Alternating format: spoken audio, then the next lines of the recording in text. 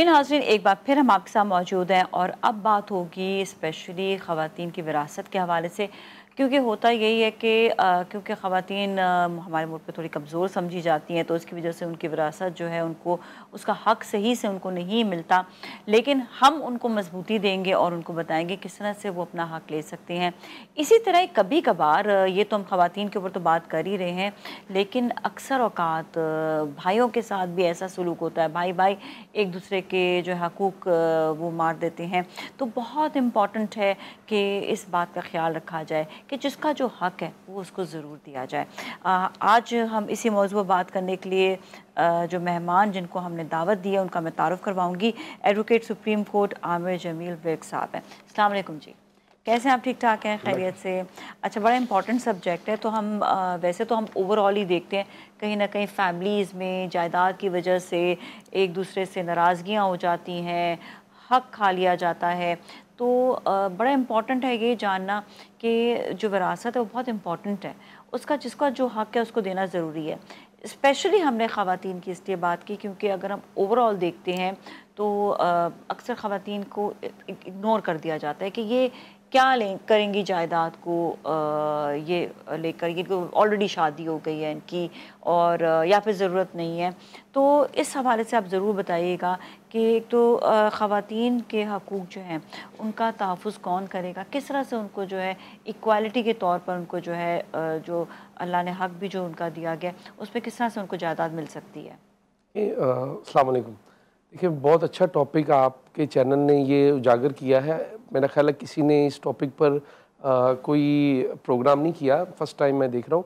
मतलब बात ये है कि ख़वातीन के जो विरासत के हकूक़ हैं उसके लिए कोई अभी रिसेंट जजमेंट सुप्रीम कोर्ट की आई है कि उसको अपनी ज़िंदगी में ही क्लेम करना है। अब वो क्लेम कैसे होगा? अगर ज़री ज़मीन है तो वो असिस्टेंट कलेक्टर या असिस्टेंट कमिश्नर को एक एप्लीकेशन देगी कि जी ये मेरा इसमें हिस्सा है और मुझे बाइफरकेशन करके हिस्सा दिया जाए, जो भाइयों का है भाइयों को दिया जाए। दूसरा ये है कि अगर ये पहले से ही क्लेम कर दे, पहले से ही क्लेम नहीं, पहले से नहीं। देखिए, इनहेरिटेंस शुरू ही डेथ के बाद होती है। फादर या मदर की डेथ के बाद ही इनहेरिटेंस शुरू होगी, उससे पहले तो आप क्लेम जिंदगी में क्लेम नहीं कर सकते। हाँ। इनहेरिट अब देखें, वो फिर जिसको मर्जी वालिदैन हाँ, देकर जाए वो उनकी अपनी मर्जी होती है। देखिए, वो भी अगर दे के जाते हैं तो भी 1/3 है, फिर भी मरहूम नहीं, फिर भी जो है इनको मरहूम नहीं किया जा सकता। अगर आप किसी को विल कर जाते हैं तो फिर भी कुरान और हमारा जो प्रिविलिंग लॉ है वो कहता है कि 1/3 तक तो आप वसीयत करके गए हैं, विल करके गए हैं, वो मिलेगी, मगर फिर भी बाकी शेयर डिस्ट्रीब्यूट होगा अमंग ऑल लीगल हेयर्स। लेकिन आप ये देखिए ना कि अक्सर जो जायदाद है, जिस तरह अगर माँ है या बाप है, वो किसी एक बच्चे को जो है वो उसको ज़्यादा प्रेफर करके ज़्यादा पैसे उसको देकर चले जाते हैं। तो यहाँ पर जो है वही वाली बात आ जाती है कि ये तो एक बच्चा तो फिर लाडला हो गया ना। तो इसी वजह से उन्होंने ये कर दिया ना, उन्होंने कहा कि अगर आप किसी को दे के एक बच्चे को जाते हैं तो फिर भी बाकी वुरसान का हक जो है वो उसको महरूम नहीं रखा जाएगा, उनकी डेथ के बाद वो डिस्ट्रीब्यूट होगी अमंग ऑल लीगल हेयर्स। अब देखें, रिसेंट जो वाक़या आपने सुना होगा कि पेशावर में एक ईसा खान थे, उनकी प्रॉपर्टी थी, उसमें से भाइयों ने बहनों को कुछ नहीं दिया। अच्छा, वो कुछ दिया नहीं, वो लेते रहे, उनके बच्चे छोटे थे। जाहिर है हमारा कस्टम ऐसा नहीं है कि भाइयों के खिलाफ उठ के केस किया जाए। उनके बच्चे जवान हुए, 1935 में प्रॉपर्टी परचेज हुई थी, फिर 2022 में उनके बच्चे जब जवान हुए उन्होंने केस किया, नीचे वाली अदालत ने कहा जी बिल्कुल हक है, बहनों को दिया जाना चाहिए, और ठीक है वो फोत हो गई है मगर उनके बच्चों को उनका शेयर दिया जाए।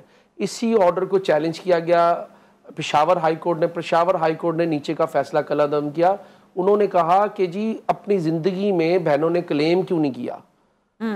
तो फिर ये हुआ कि वो सुप्रीम कोर्ट गया, सुप्रीम कोर्ट की रिसेंट जजमेंट भी यही आई। उन्होंने कहा ठीक है, बहनों का हिस्सा था, अकॉर्डिंग टू शरी, अकॉर्डिंग टू लॉ उनका हिस्सा था, मगर उनको अपनी ज़िंदगी में जब फादर मदर फोत हो गए थे, भाई उस प्रॉपर्टी को इंजॉय कर रहे थे, तो उस टाइम उन्होंने क्लेम क्यों नहीं किया।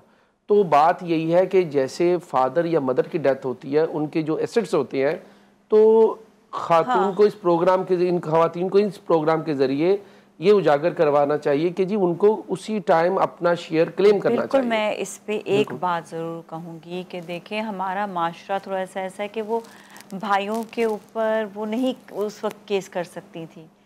उनके लिए ये होता है ना कि एक रिस्पेक्ट होती है, हालांकि उनका हक है, लेकिन अगेन वही बात, माशरे में थोड़ा सा वो डर के रहते हैं कि मैं भाइयों पे क्लेम करूँगी तो लोग मुझे क्या कहेंगे।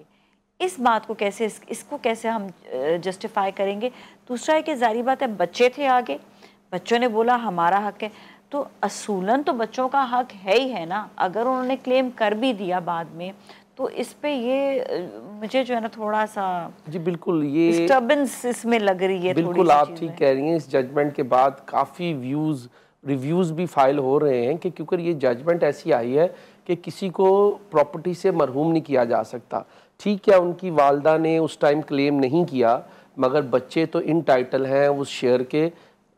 मगर ये सुप्रीम कोर्ट की जजमेंट ये आई है कि जी वो खामोश थी, तो अब वो प्रिवेलिंग सर्कमस्टांसेस देखे ना, भी तो देखे तो यही है ना, हो सकते हैं ना। बिल्कुल। और हाँ। देखें लॉ में जो इम्पेडिमेंट है, इम्पेडिमेंट सिर्फ उनको दिया गया, उनको हाँ। मना किया है कि शेयर न दिया जाए जिसने शेयर के मतलब किसी को कत्ल किया हो शेयर के सिलसिले में, उसको शेयर नहीं मिलेगा। हाँ। या इलिजिटिमेट चाइल्ड हो, उसको शेयर नहीं मिलेगा।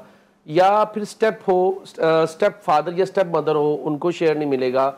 तो या रिलीजन चेंज किया हो, इन 4-5 चीज़ों का कानून में इम्पेडिमेंट है कि रुकावट है। इवन अदरवाइज ये जो जजमेंट आई है उन 4 चीज़ों में, ना तो जो लॉ है मुस्लिम लॉ ऑर्डिनेंस 1961 है, उसका सेक्शन 4 है, उसमें इम्पेडिमेंट नहीं है, रुकावट नहीं है। मगर जजमेंट सुप्रीम कोर्ट की आई है, उस पर हमें ज़ाहिर है उसमें रिव्यू होंगे, कुछ होगा। मगर फ़िलहाल जो जजमेंट सुप्रीम कोर्ट के वो यही है कि अगर किसी खातून ने अपनी ज़िंदगी में अपने फादर या मदर जो फौत हो गया उनकी प्रॉपर्टी से क्लेम नहीं किया, तो उनके बच्चे क्लेम नहीं कर सकते। अब नहीं कर सकते। अब ये कानून ये आ गया, इसी वजह से चले, अगर ये कानून आया है तो कानून को फॉलो करना ज़रूरी है। तो हम यही कहेंगे फिर अपने रिश्तों को आप नहीं निभाएं, पहले आप अपने आप को देखें, क्योंकि अब आपको अपने बच्चों को भी देखना है। तो जो आपका हक है उसके लिए ज़रूर आप जो है क्लेम करें उसका, और अपना हक लें, अपने बच्चों का हक लें, ताकि उनको बाद में आपके बच्चों को मुश्किल ना पेश आए। अच्छा आमिर साहब, ये बताइएगा कि जो डिस्ट्रीब्यूशन है, ज़रा थोड़ा सा उसका पैटर्न बता दें कि क्या होना चाहिए, कि जो क्या है। देखिए, डिस्ट्रीब्यूशन तो अगर आप देखें कुरान में सूरह निसा आयत नंबर 17, 18, 14 सब इसी पर ही हैं, डिस्ट्रीब्यूशन पर हैं। अगर मेल चाइल्ड है उसको डबल मिलेगा, अगर फीमेल चाइल्ड है, फीमेल है तो उसको सिंगल मिलेगा। इसी तरीके से अगर बेवा है तो उसको 1/4 मिलेगा, और अगर उसकी अगर औलाद नहीं तो 1/2 मिलेगा। इसी तरह हस्बैंड है, अगर उनकी औलाद है तो उनको 1/2 मिलेगा, वरना 1/4 मिलेगा। अच्छा, इस्लामिक लॉ देखें तो उसमें हज्जुल मुहर्रम और हज्जुल नुकसान।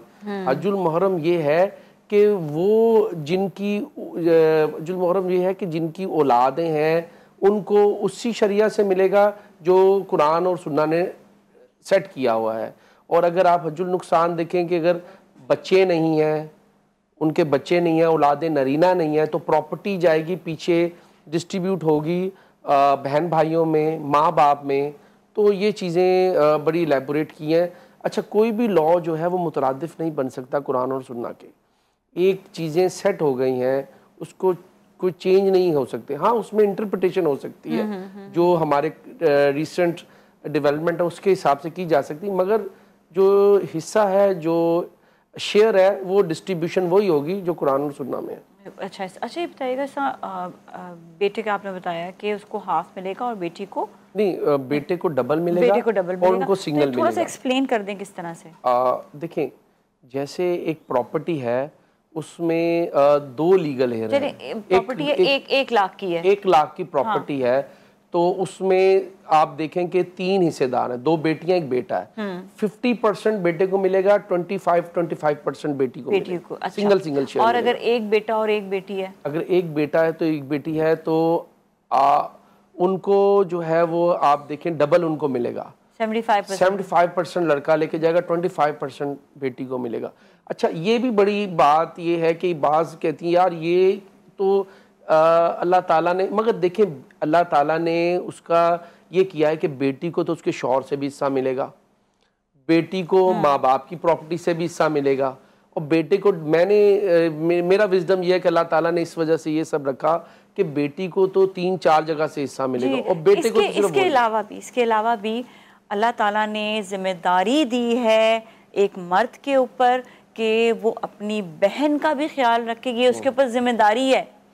फिर वो अपनी माँ का भी ख्याल रखे, अपनी बीवी का भी ख्याल रखे, खाली ख्याल नहीं रखे, मतलब वो उनको कमा कर उनकी सारी ज़रूरियात पूरी करे।